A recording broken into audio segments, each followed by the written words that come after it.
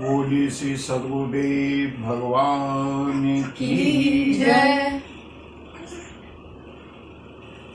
श्री गुरु चरण सरोज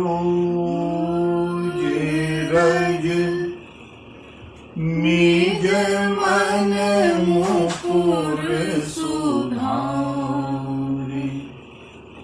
वरेण्यं रघुवर विमल यश जो दायक फल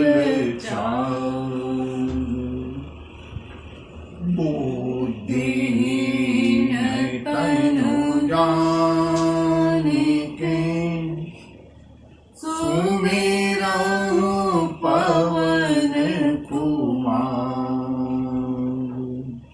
बल बुद्धि विद्या देहु मोहि हरहु कलेश विकार।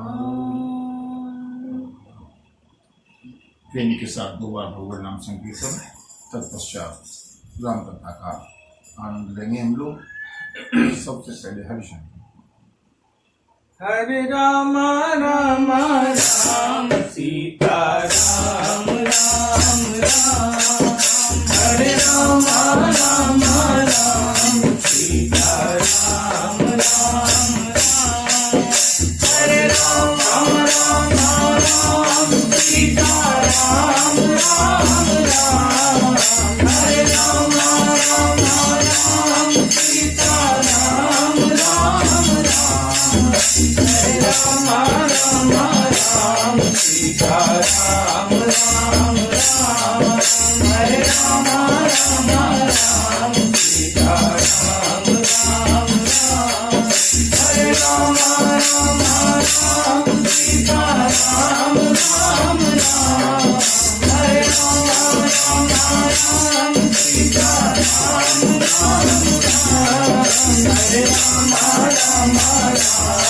सीता राम राम राम। हरे राम राम राम सीता राम राम राम।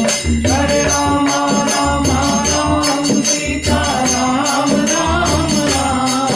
हरे राम राम राम सीता राम राम राम। हरे राम हरे राम हरे राम राम राम सीता राम राम राम। हरे राम राम राम सीता राम राम राम। हरे राम राम राम सीता राम राम राम। हरे राम राम राम सीता राम राम राम। बोलिए सियावर रामचंद्र की जय। पवन सुत हनुमान की जय। बाबा विश्वनाथ की जय। मंगल भवन मंगलहारी मंगल भवन मंगलहारी। प्रभु सुदर्शन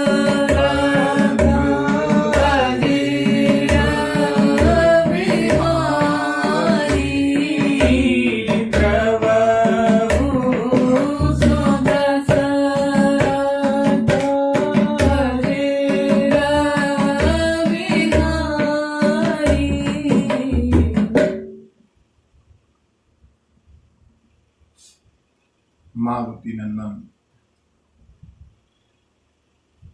आंजनेय ने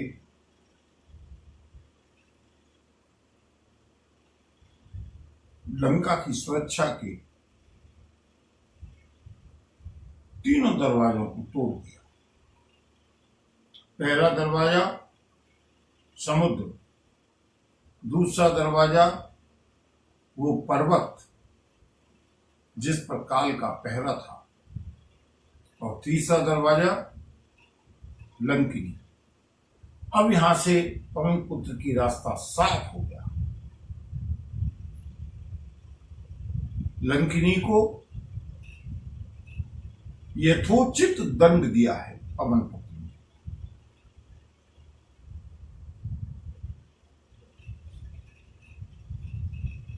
लंकिनी की बुद्धि जो दुर्बुद्धि थी वो सद्बुद्धि में बदली है। ये संत के दर्शन का प्रभाव है।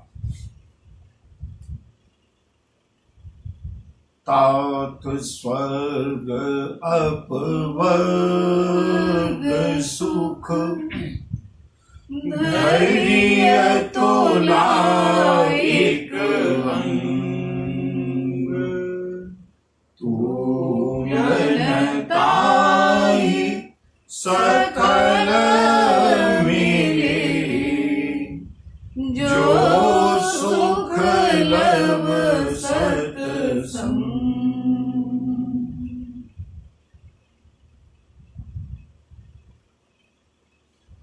बंधु, अगर कोई ये कहे कि नटसेल में सारे शास्त्रों का सार क्या है, एक ही सार है। कुसंग से दूर रहो,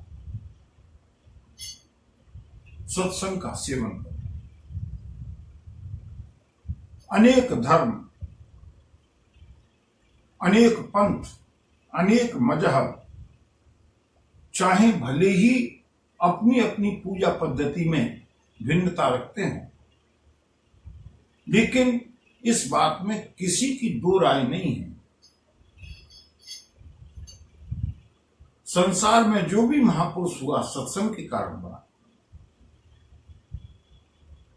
रत्नाकर डाकू का नाम सबने सुना होगा, और वही रत्नाकर डाकू एक दिन उल्टा नाम जपा जग जाना, वाल्मीकि भय ब्रह्म समाना, वाल्मीकि भय ब्रह्म समाना। सत्संग का प्रभाव। देवर्षि नारद अगर देवर्षि बने तो सत्संग के प्रभाव से। पौराणिक आख्यान है, ऐतिहासिक आख्यान को अगर हम देखें, अंगुलीमाल का नाम संभवतः सभी बुद्धिजीवियों ने सुना होगा। दुर्दांत दस्यु था, डकैत था, हत्यारा था।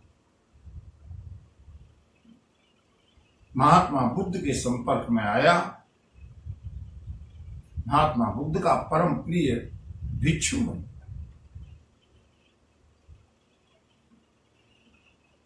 पारस परस कुधात सुहाई। पारस पत्थर के संपर्क में अगर लोहा भी आएगा ना तो वो भी सोना बन जाएगा। इसलिए बंधु मैं तो कहता हूं कि आज सबसे अधिक आवश्यकता है, देश में जितनी भी समस्याएं हैं, अभी मैं राम कथा पर आता हूं बंधु, लेकिन राम कथा क्यों?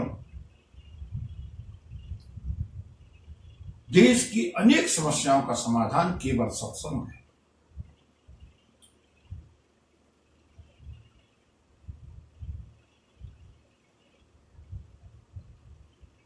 अगर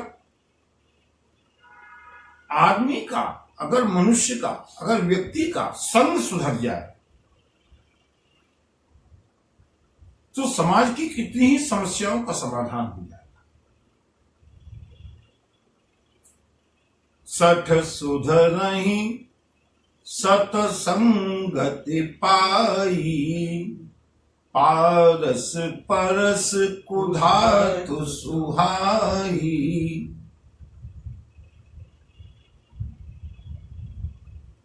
लंकिनी कहती है, हे हनुमान, जो सुख स्वर्ग में नहीं है, जो सुख मोक्ष में नहीं है, जो सुख इन दोनों को मिला करके भी नहीं है, वो है सुख सत्संग में है। मुझे ये बात शुरू में सुनने में कुछ अतिशयोक्ति सी भली ही लगती हो, लेकिन जिसने सत्संग का आनंद लिया है वह इस तथ्य से भली भांति परिचित है।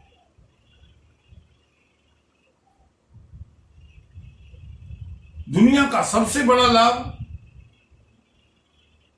भगवान आशुतोष कहते हैं, हे गिरिजा, गिरिजा संत समागम सम न लाभ कछुआन, बिनु हरि कृपा न होई सो, गावई वेद पुराण।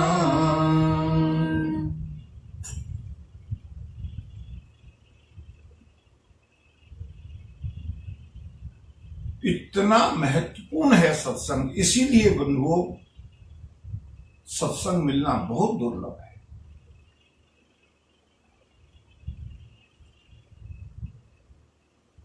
लंकिनी की बुद्धि शुद्ध हुई है और गोस्वामी जी ने बालकांड में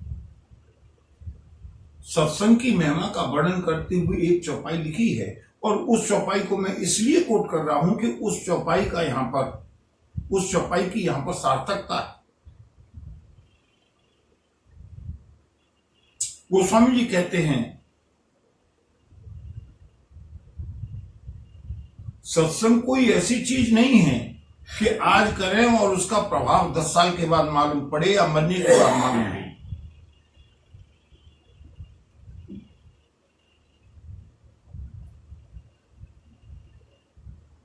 इसका प्रभाव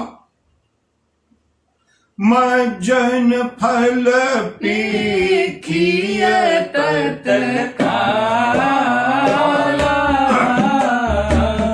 काक होई पीक बकहु मराला, काक होई पीक बकहु मराला।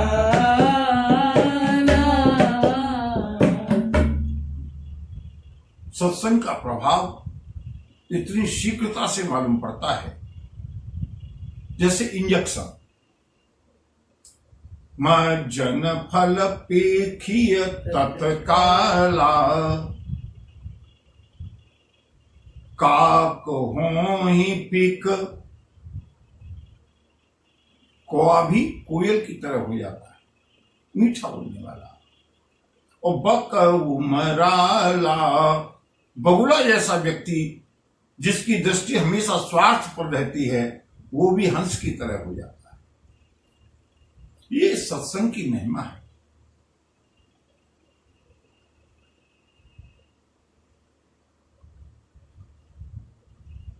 बंधुओं, मैं सुंदरकांड के इस आख्यान के माध्यम से ये कहना चाहूंगा, कृपा करके कम से कम जितने लोग सुन रहे हैं, ये विश्व तो बहुत बड़ा है, हम चाहें कि सारे विश्व को सुधार दें, ये संभव नहीं। प्रभु की लीला है, प्रभु की विविधता है।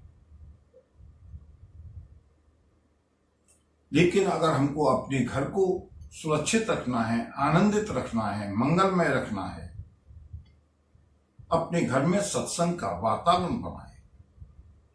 बाहर क्या हो रहा है ये जाने दें। सत्संग से तत्काल बुद्धि शुद्ध होती है।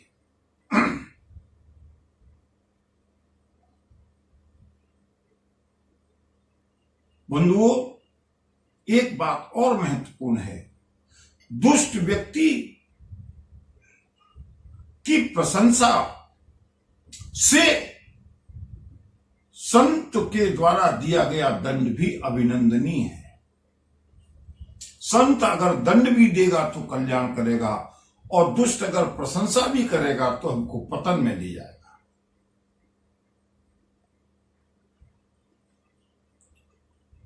बजरंगबली ने दंड दिया है।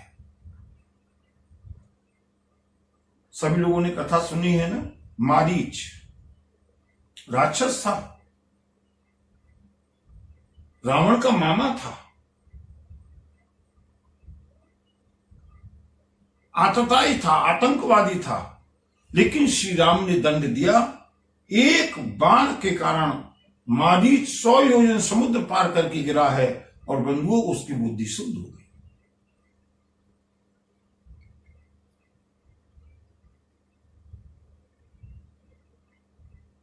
हनुमान जी की एक मुष्टिका का प्रहार हुआ है, लंकिनी की बुद्धि शुद्ध हो गई।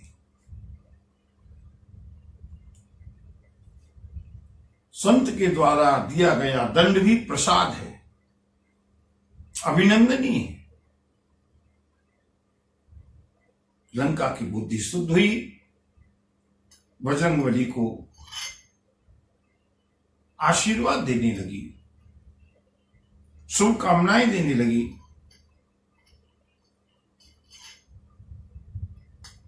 प्रवेश नगर की जय सब काजा, हृदय राखी कौशलपुर राजा, करल सुधारी पुकरहि मिताई, गोपद सिंधु अनल सितराई, गरुड़ सुमेरु रेणु समताई,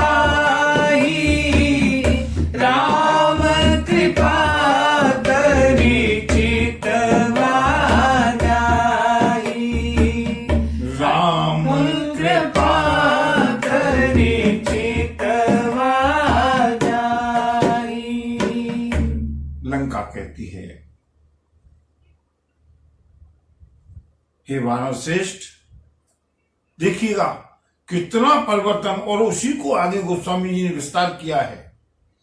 जो रावण के दुर्ग की रक्षा के लिए बैठी थी, जो अभी एक क्षण पहले हनुमान जी को सठ कह रही थी, जाने नाहि मरम सठ मोरा, कितनी जल्दी उसकी बुद्धि फिरी है। और बंधु, इसीलिए मैं कहता हूं, सत्संग करते रहो, करते रहो। न जाने कब किसी संत का कौन सा वचन हमारे जीवन को बदल दे।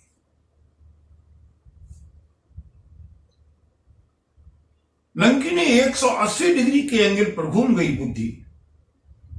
जो रावण की सुरक्षा के लिए बैठी थी, लंका की सुरक्षा के लिए बैठी थी, वही अब हनुमान जी को शुभकामनाएं दे रही है। जाओ पवन पुत्र, प्रवेश नगर की जय सब काजा। हे हनुमान, नगर के अंदर प्रवेश करो, और जिस काम को लेकर के आए हो वो सारे काम करो। हृदय राखी कौशलपुर राजा। प्रभु श्री राम को हृदय में स्मरण करते हुए जिस काम के लिए आए हो, जाओ अंदर प्रवेश करो। मैं तुमको अनुमति देती हूं, मैं तुमको शुभकामनाएं देती हूं।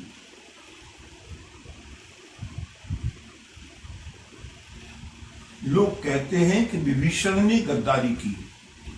आजकल के बहुत से बुद्धिजीवी लोग गद्दारी के लिए विभीषण को कोट करते हैं। बंधुओं, विभीषण संत है, विभीषण गद्दार नहीं है। विभीषण ने अपने लिए कोई, गद्दारी वो होती है जो अपने स्वार्थ के लिए शत्रु से मिला जाए। विभीषण ने तो बार बार कहा, तुम पितु सरिस भले ही मुहि मारा, लेकिन राम भजे हित तात तुम्हारा। बंधु, विभीषण तो संत हैं, अगर वो सही राय देते हैं तो क्या बड़ी बात है। ये लंकिनी जो कि रावण की संरक्षिका है, जो कि इस दुर्ग का पहरा देने के लिए बैठी है, जिसके भरोसे सारी लंका सुरक्षित है, वो आज बजरंगबली को आशीर्वाद दे रही है। ये बजरंगबली प्रवेश नगर, जाओ नगर के अंदर, चिंता मत करो, यहां मैं हूं। की जय सब काजा, हृदय राखी कौशलपुर राजा।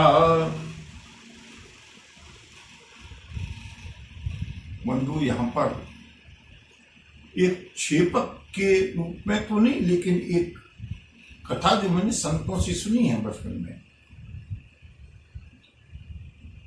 लंकिनी जानती है कि जब रावण को पता लगेगा कि कोई राम का दूत अंदर प्रवेश कर गया, मुझको दंड देगा।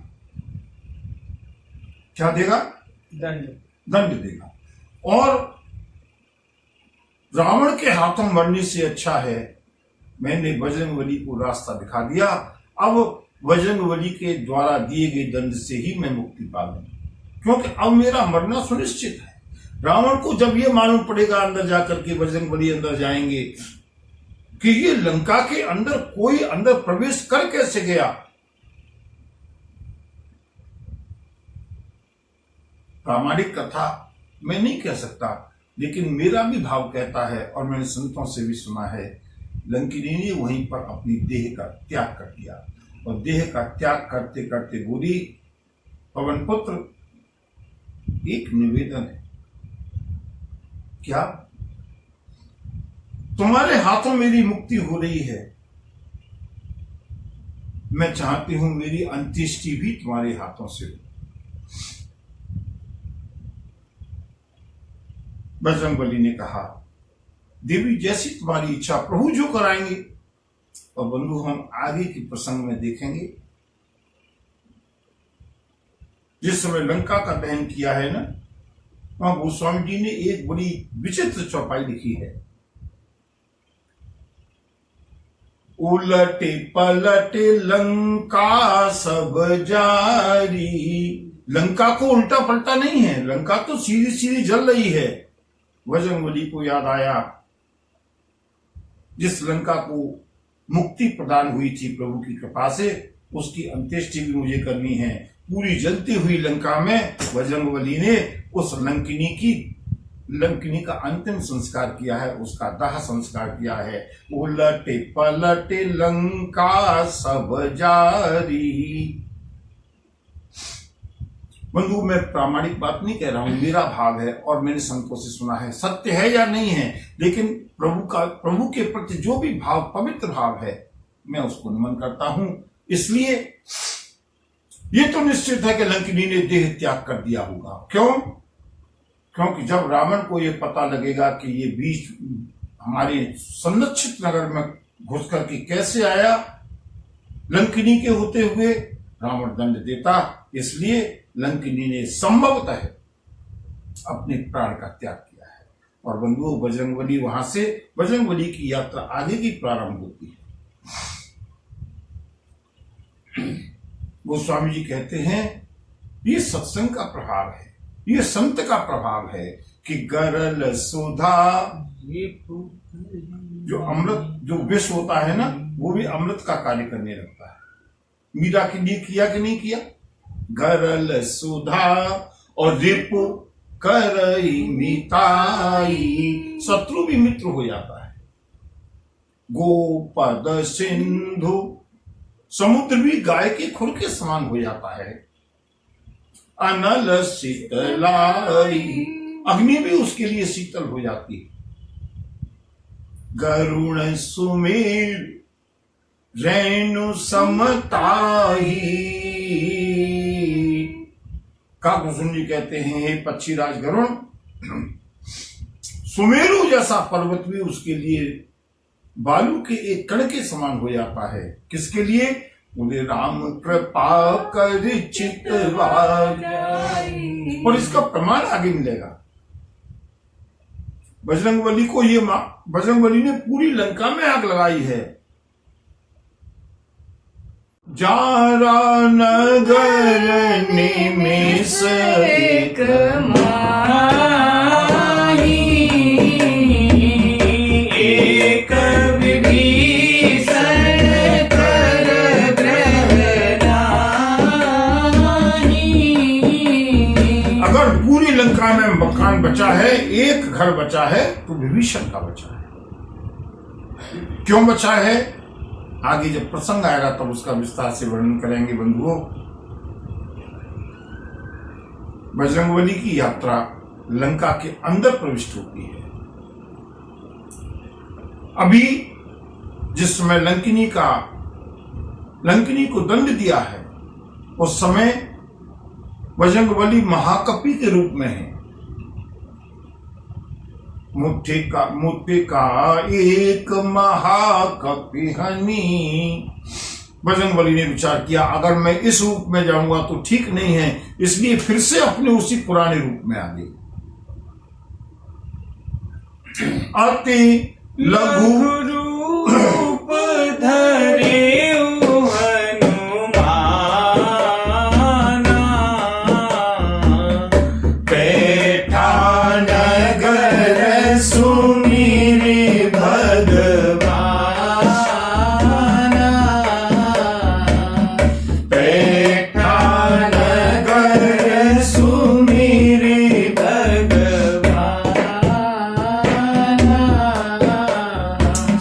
बार बार नोट कर रहे होंगे बजरंगबली की यात्रा में। बजरंगबली ने जब भी यात्रा रुकती है और फिर प्रारंभ होती है, प्रभु का स्मरण अवश्य करते हैं। यद्यपि प्रभु का स्मरण निरंतर है, लेकिन जहां भी विराम कोमा लगा, जहां भी विश्राम हुआ, आगे की जैसे ही यात्रा प्रारंभ हुई, प्रभु का स्मरण। ये सुंदर कांड इसीलिए तो इसका नाम सुंदर कांड है बंधुओं। हमको अपनी जीवन की यात्रा कैसे सुंदर बनानी है। सुबह से शाम तक घर से चले, प्रातःकाल उठते ही प्रभु का स्मरण। प्रभु आज का दिन आपके लिए समर्पित है। घर से चले, प्रभु का स्मरण। हर समय ध्यान नहीं रहेगा, कोई बात नहीं। ऑफिस में जाकर के अपनी चेयर पर बैठें या व्यापार में अपनी गद्दी पर जाकर के बैठें, प्रभु का स्मरण। जब भी कोई ऊंच नीच जैसी बात आती हो, जब भी हम किंकर्तव्य विमूढ़ होते हैं, प्रभु का स्मरण। अगर बंधुओं प्रत्येक घटना में हम प्रभु का स्मरण करना सीख जाएंगे, तो यह समझ लीजिएगा कि हमने हनुमान चरित्र को वास्तव में सुन लिया। कितनी बार हनुमान जी ने बार बार प्रभु का स्मरण। पैठा नगर सुमिर भगवाना, फिर से प्रभु का स्मरण किया और अत्यंत छोटे रूप में बजरंगबली ने फिर से प्रवेश किया है लंका के अंदर। और यहां पर गोस्वामी जी ने बड़ी विचित्र बात लिखी है। बजरंगबली ने पूरी लंका का शोधन किया है, अन्वेषण किया है, सर्च की है। हनुमान जी एक डिटेक्टिव की हैसियत से गए हैं, एक स्पाई की हैसियत से गए हैं, एक गुप्तचर की दृष्टि रूप से गए हैं, एक दूत की दृष्टि से गए हैं। और लंका का कोई घर ऐसा नहीं है जिसमें बजरंगबली ने प्रवेश न किया। भगवती जानकी का पता लगाना है ना।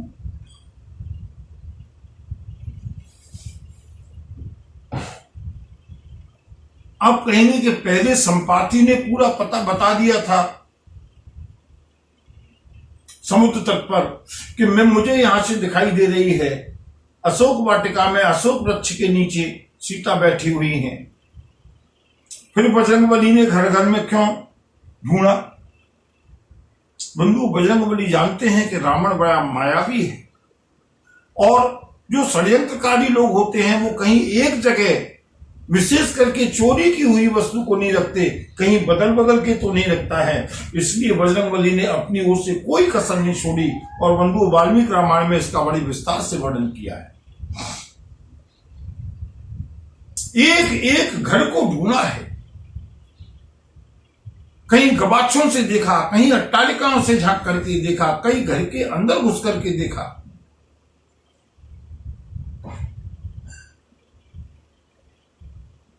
और गोस्वामी जी ने लिखा, मंदिर मंदिर प्रति कर सोधा देखे जह तह अगणित जोधा देखे जह तह अगणित जोधा। यहां पर एक शंका की तो गुंजाइश नहीं है रामचरितमानस में, लेकिन एक जिज्ञासा हो सकती है और पवित्र जिज्ञासा है। क्या? मैं पहले भी कहता हूं, तुलसीदास जी का शब्द चयन अचानक नहीं होता। लंका के प्रत्येक घर को, प्रत्येक महल को, प्रत्येक राक्षस के निवास को, आवास को गोस्वामी जी ने क्या शब्द दिया? मंदिर। ठीक है, मंदिर भी घर का पर्यायवाची है, लेकिन मंदिर प्रायः उस स्थान के लिए प्रयोग किया जाता है जहां पर देव स्थापना होती है, जहां देवता हैं, जहां पर प्रभु हैं। लेकिन इन राक्षसों के घर में सिवाय मांस और मदिरा के, चलो हो सकता है गोस्वामी जी ने जल्दी में लिख दिया होगा मंदिर मंदिर, लेकिन बंधुओं एक बार नहीं, दो बार नहीं, अगर आप देखेंगे तो लगातार 3 चौपाइयों में गोस्वामी जी ने हर बार मंदिर शब्द का ही प्रयोग किया। तीनों चौपाई एक साथ पढ़ते हैं। राम सिया राम सिया राम जय जय राम राम सिया राम जय जय राम। मंदिर मंदिर प्रति कर सोधा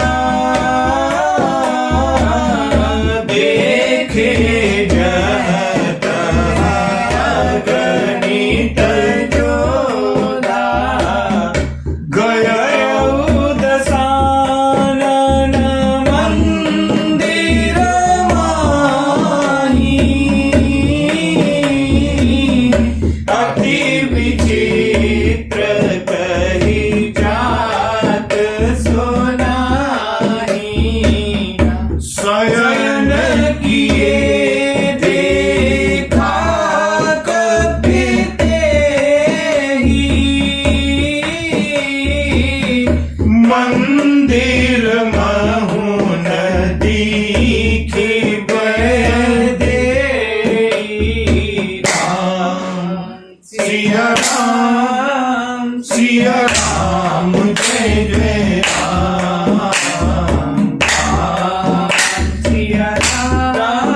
सिया राम जय जय राम। मंदिर मंदिर प्रति कर शोधा। एक बार अचानक प्रयोग हो सकता है, लेकिन दोबारा फिर गयौ दशानन मंदिर माही। लंका के प्रत्येक मंदिर में हनुमान जी ने प्रवेश करके उसकी खोज की और उसके बाद हनुमंतलाल रावण के मंदिर में गए। अब रावण का तो मंदिर नहीं कहा जा सकता, फिर दोबारा उसी मंदिर शब्द का प्रयोग, गयौ दशानन मंदिर माही। इतनी बड़ी चूक गोस्वामी जी नहीं कर सकते। और तीसरी बार फिर मंदिर महु न दीख वय देही। मंदिर में भगवती जानकी दिखाई नहीं दी।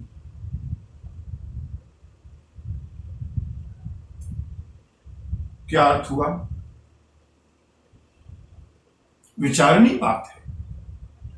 गोस्वामी जी से चूक नहीं हो सकती, वो यहां गोस्वामी जी का भाव बड़ा विचित्र है। गोस्वामी जी मानो कहना चाहते हैं मंदिर वो होता है जहां प्रभु विराजमान होते हैं, और मोरे मन प्रभु अस विश्वासा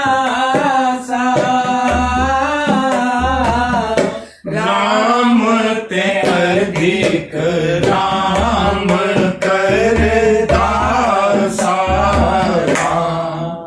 सिया राम जय जय राम सिया राम जय जय राम। जहां राम है वो तो मंदिर है ही, और जहां राम से भी कोई बड़ा वीआईपी है तो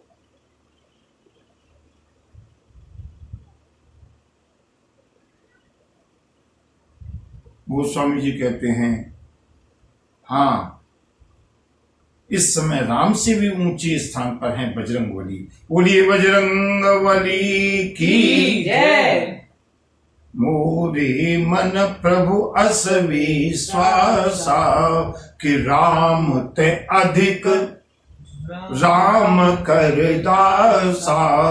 आज लंका का प्रत्येक घर मंदिर हो गया। क्यों? क्योंकि प्रत्येक घर के अंदर बजरंगबली के चरण पड़े।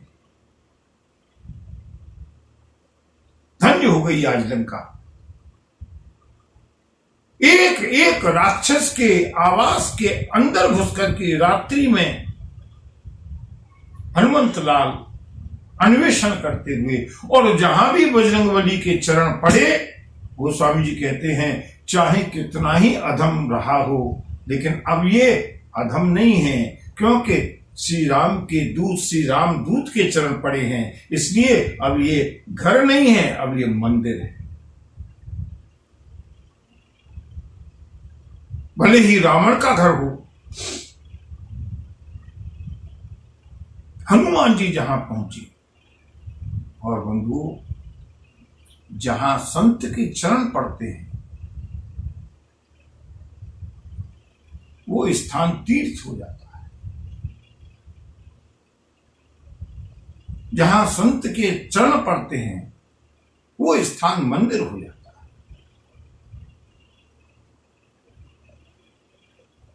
गोस्वामी जी की इस भावना को प्रमाणित करने के लिए गोस्वामी जी ने अगली चौपाई बड़ी विचित्र लिखी। हनुमान जी ने प्रत्येक घर के अंदर प्रवेश किया, मंदिर हो गया।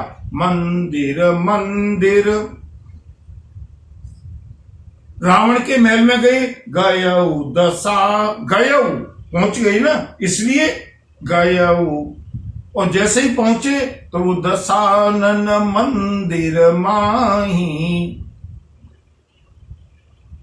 और फिर अगली चौपाई, शयन किए देखा कपिते ही, मंदिर महुन दीखी वय।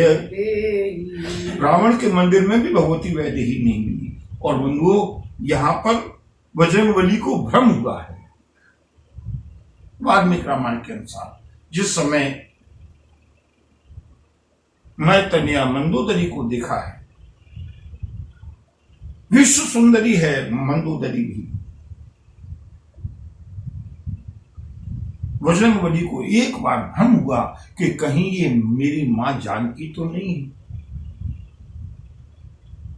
लेकिन अचानक ही ज्ञान नामक गगन्यम बजरंगबली ने सोचा, नहीं, सुंदरता में भले ही ये अद्वितीय हैं, लेकिन शील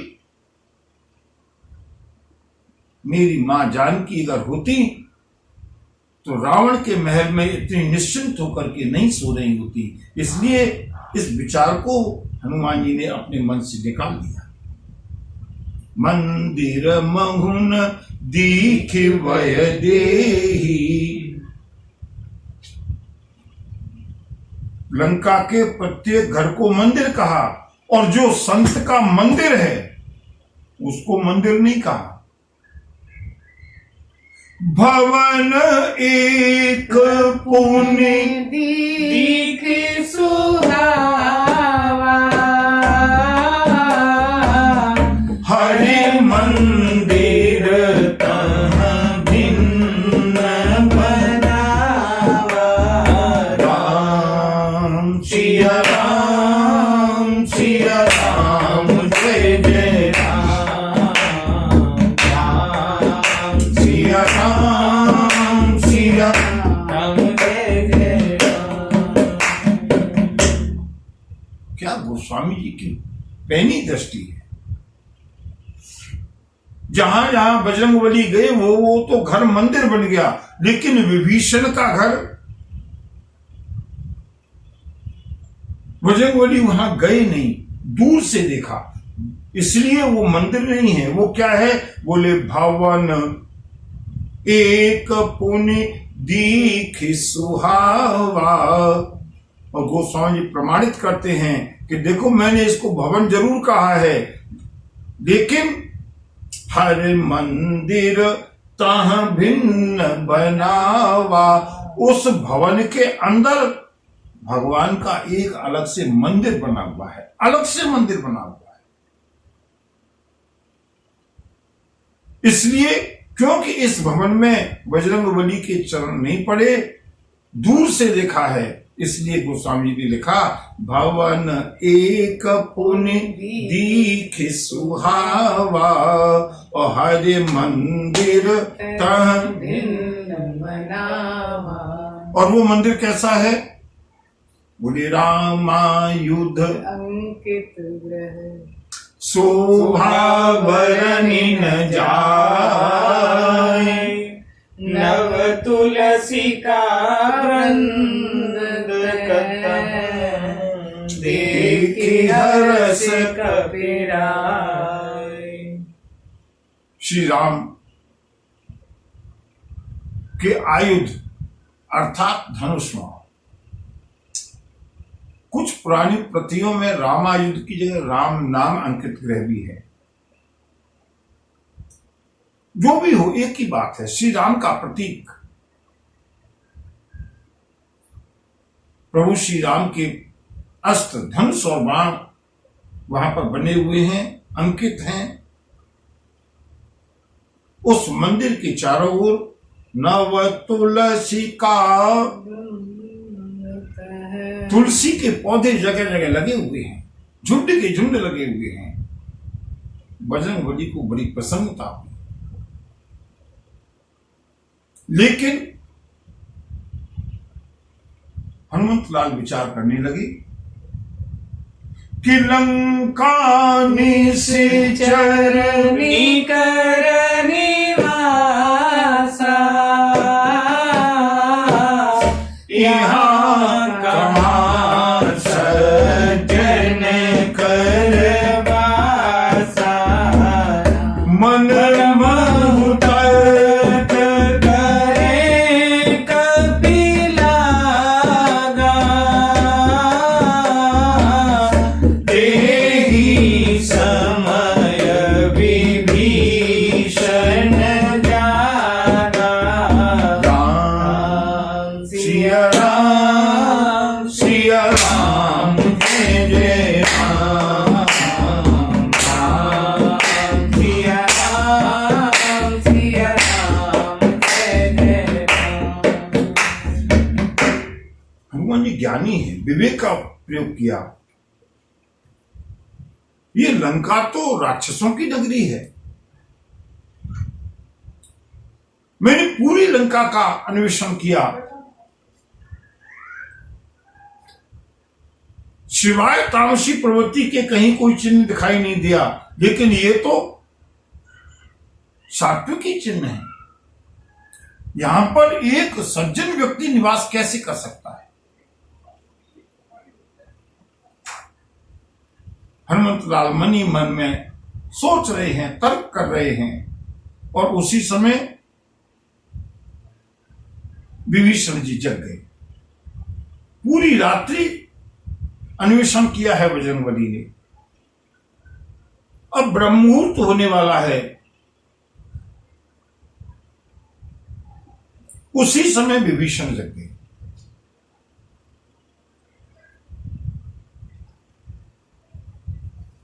बंधु, मुझे तो एक एक चौपाई से ये शिक्षा मिलती है कि उसी समय विभीषण को जगना था। बंधुओं, इस अन्वेषण का भी सूत्रधार तो वहां बैठा है। जो प्रभु चाहते हैं, कब कौन जग रहा है, कब कौन सो रहा है, ये भी प्रभु के द्वारा निर्धारित है। विभीषण जगे, और जैसे ही जगे, जगते ही लोग क्या कहते हैं? किसी के घर के संस्कार देखने हो ना, सबसे अच्छा समय होता है प्रातःकाल। उठने के बाद, रात भर की विश्रांति के बाद, शांति के बाद, मनुष्य की जो पहली रुचि है वो उसकी प्रवृत्ति को, उसके संस्कारों को, वहां की तरंगों को उद्बोधित करती है।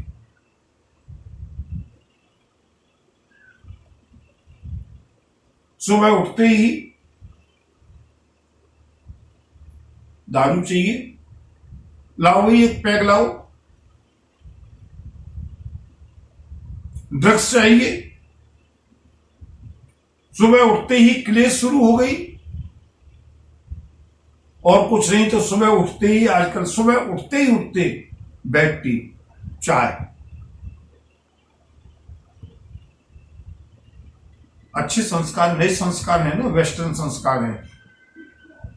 बिना पेस्ट किए, बिना शौच आदि किए, सबसे पहले उसका नाम ही बेड टी है। सबसे पहले चाय चाहिए।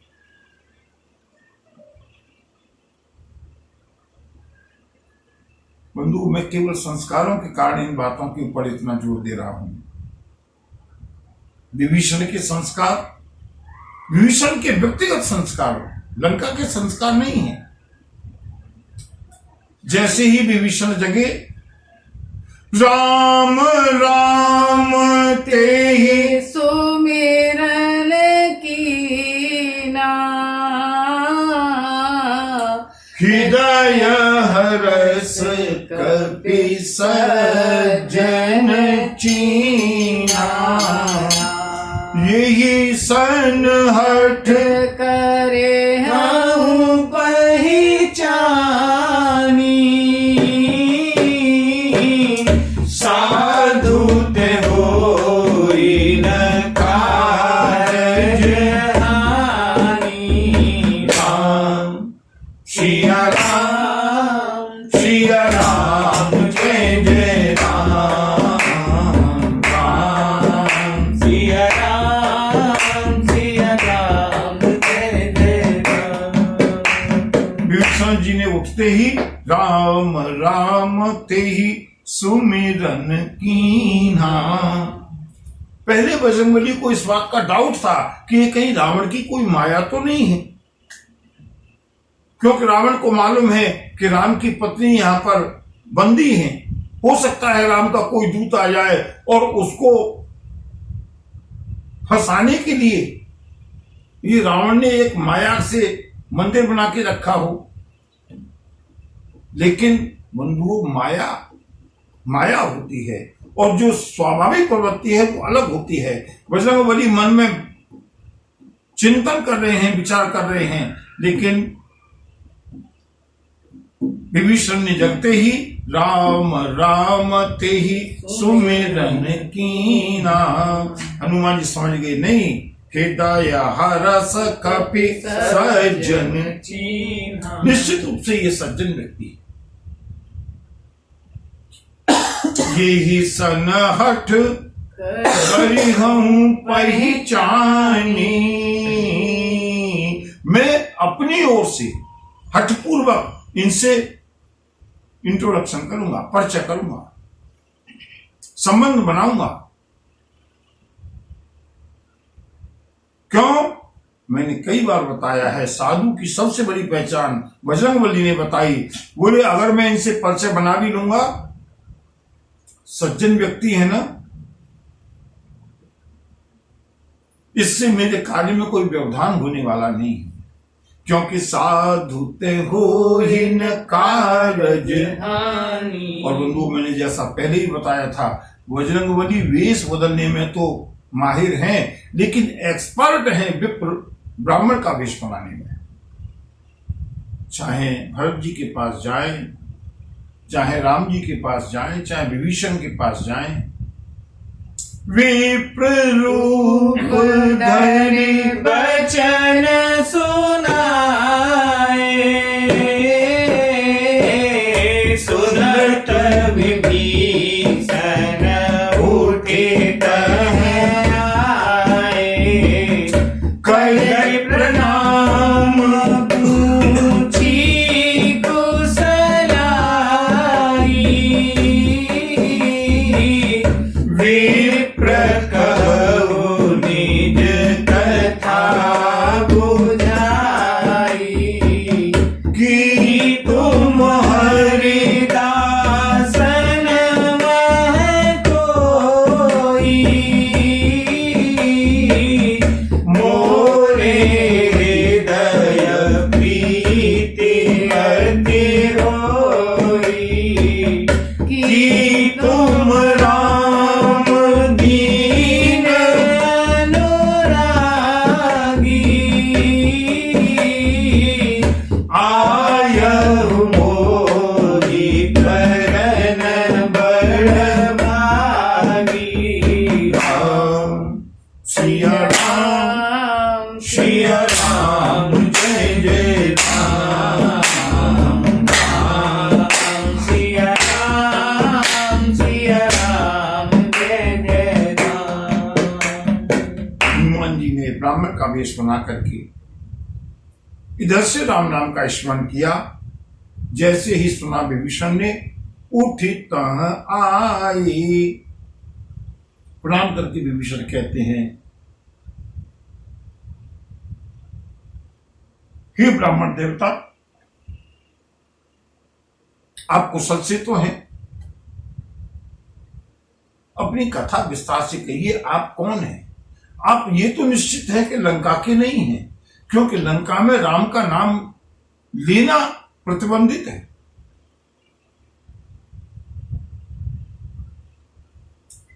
क्या आप भगवान के कोई अनन्य भक्त हैं? कि तुम हरिदासन मह कोई। क्यों?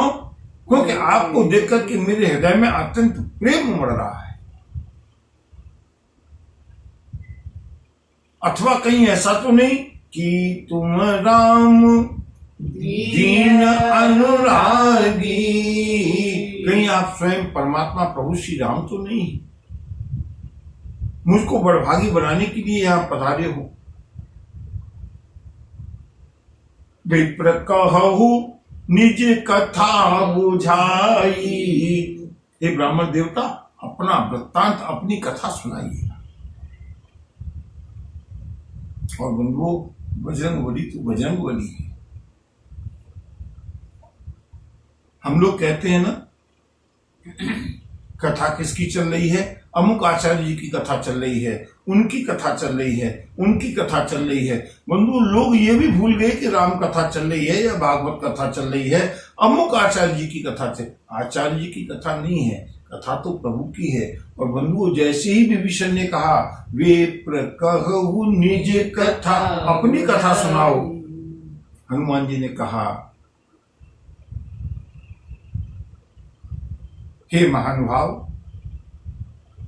मैं अपनी क्या कथा सुनाऊं? मैं तो जीव हूं, और जीव की कभी कथा नहीं होती, जीव की तो व्यथा होती है।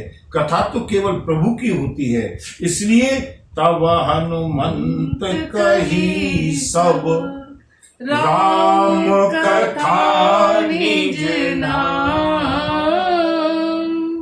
सुनत जुगल तन पुलक मन,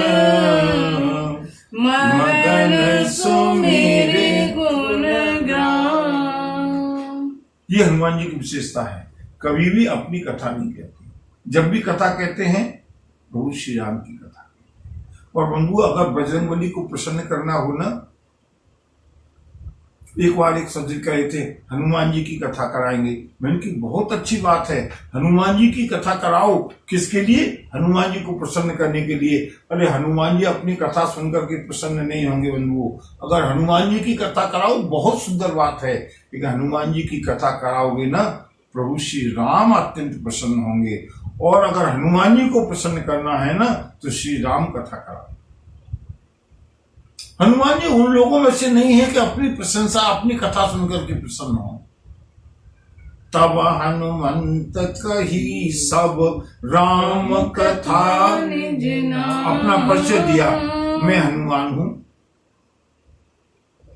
संपूर्ण राम कथा, सब राम कथा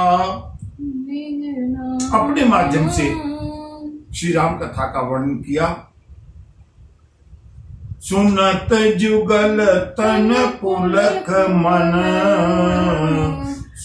मगन सुमेरे गुणग्राम। प्रभु का स्मरण करके बजरंगबली और विभीषण दोनों के मन में अत्यंत प्रसन्नता। और बंधुओं, आज दो संतों का मिलन हुआ है। कल पवन पुत्र और विभीषण, कल का दिन पावन दिन है, अनंत चतुर्दशी का दिन है। आज का दिन भी कहीं कहीं अनंत चतुर्दशी मनाई गई है। कल हम इस पावन प्रसंग को लेंगे, क्योंकि अब समय लगभग पूरा हो गया, 2-1 मिनट बाकी है। और उतने जल्दी में दो संतों के मिलन का जो आनंद है वो हम नहीं ले पाएंगे। इसलिए कल, आज हम कथा के प्रसंग को याद रखेंगे। बजरंगबली और विभीषण दोनों का मिलन हुआ है, दोनों अत्यंत प्रसन्न हैं, दोनों के बीच में परिचय हो गया है। अब यहां से दोनों के बीच में वार्ता शुरू होती है।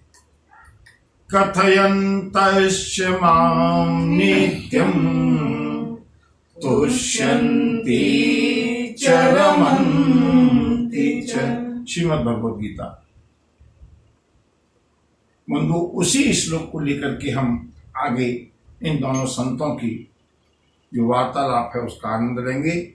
और अब बजरंगबली धीरे धीरे मां जानकी की ओर बढ़ते हुए इसका आनंद वो हम कर लेंगे। बोलिए बजरंगबली की जय। वैसे भी कल परम पावन मंगलवार का दिन है, बजरंगबली का अत्यंत प्रिय दिवस। कल हम बजरंगबली की इस कथा को प्रभु इच्छा से, प्रभु प्रेरणा से यद होगी तो आगे इसका आनंद लेंगे।